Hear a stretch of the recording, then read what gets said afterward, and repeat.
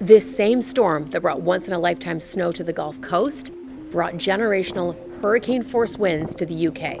Here's why this storm was so shocking, and why we might start seeing these once-in-a-lifetime storms more than once in our lifetime.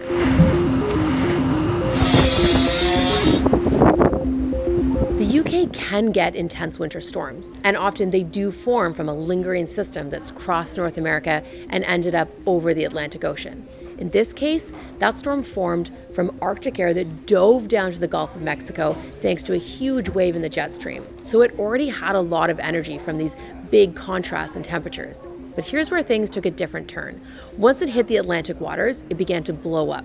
One of the most intense storms on record for the UK, and one that even scientists were surprised to see.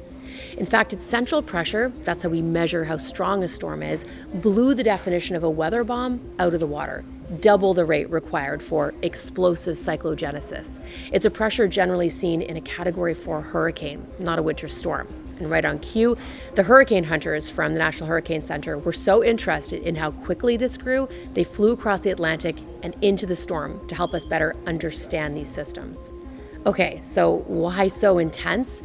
Well, first of all, the jet stream that's carrying this storm across the ocean is so fast, 300 kilometers per hour fast, almost double average speeds. And like a hurricane, it had a very warm core, helping to fuel it up on that ocean crossing. When the storm hit the coast Friday morning, it was at its strongest. That's why 4.5 million people got a very rare danger to life alert on their phones before landfall, and why the island has experienced some of the strongest winds on record.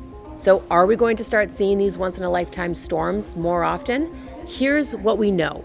According to a recent attribution study, winter and autumn storms are dropping about 20% more rainfall in the UK and Ireland due to climate change. What we don't know is the influence of climate change on windstorms. It's a little more complicated because climate change is affecting that jet stream in many different ways. And this storm needed all the right ingredients to come together.